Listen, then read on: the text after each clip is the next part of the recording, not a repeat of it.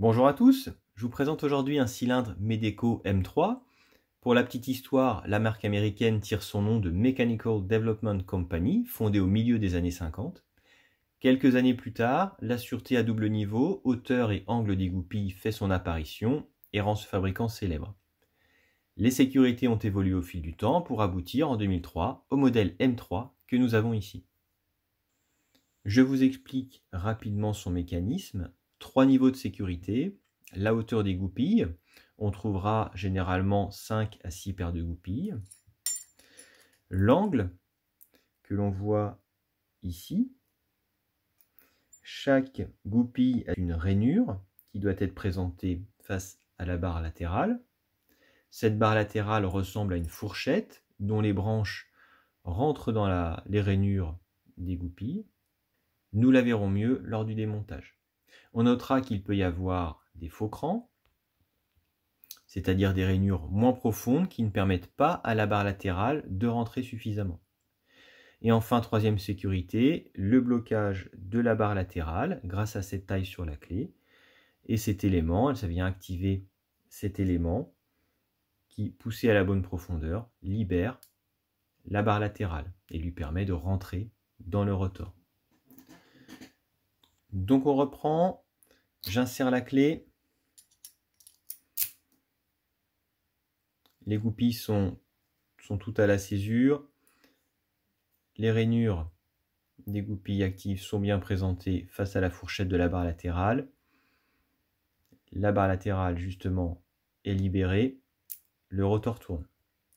On retrouvera ici en dessous, en vue du dessous, les rainures des goupilles ainsi que les butées qui limitent la rotation des goupilles à 20 degrés dans un sens ou dans l'autre. Vous avez peut-être repéré cet élément au centre des deux goupilles. Ce sont des inserts anti-perçage intégrés aux goupilles. Je vais crocheter ce cylindre avec deux outils, un palpeur Peterson en 50 millième de pouce et un palpeur Sparrows issu du kit SSDev en 15 millième de pouce. Le cylindre est en place, la clé fonctionne, on jette un œil à la variure. Ok, je vais entrer dans le sens horaire, j'aurai certainement, comme d'habitude sur ce modèle, les goupilles à placer en hauteur avant les angles. Rayon en 1, clic en 2, clic en 3. La 2 semble être remontée, donc je la replace. 2, 3, c'est bon.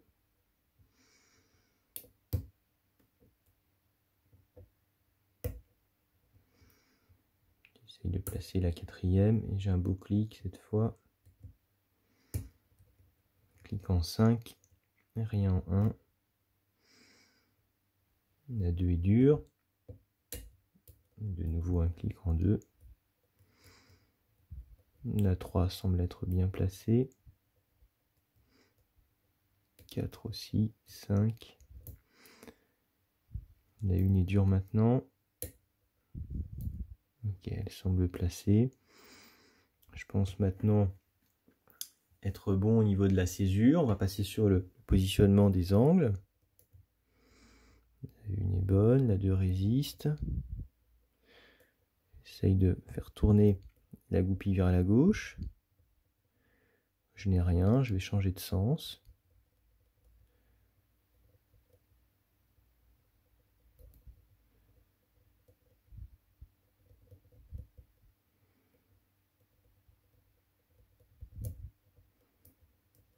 Je pense être bon maintenant.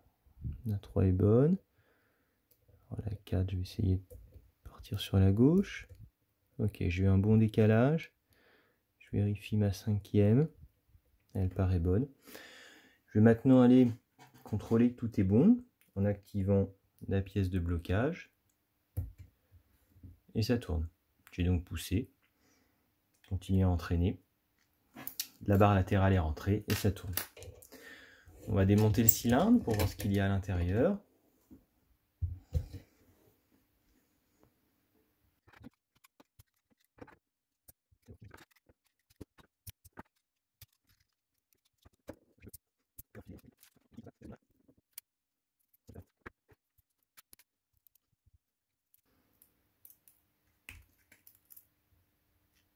Ok. Faire la mise au point.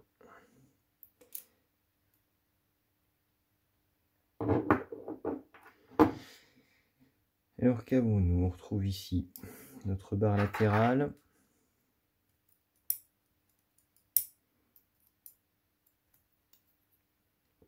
Ce que j'appelais tout à l'heure une fourchette. Petit ressort. Voilà, et au niveau des goupilles, notre pièce de blocage ici.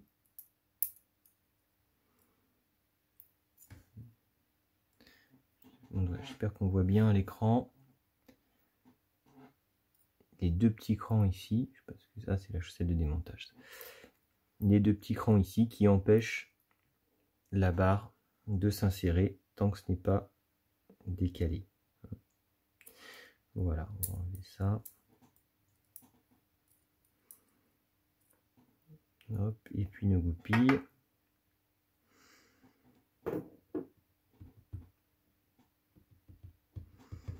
On a une goupille active anti-crochetage, déjà, en 1, pareil en 2. On verra après si on a des faux crans au niveau des rainures. Okay. On peut faire le point ici sur les inserts anti-perçage qu'on retrouve en façade du rotor.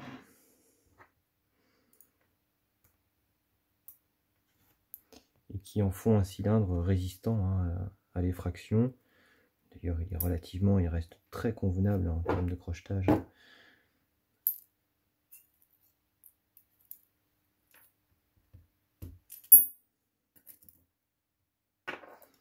Alors, une standard en 6.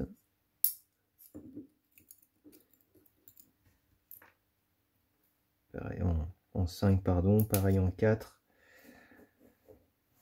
La goupille qui est partie, mais que j'ai pu récupérer en 3.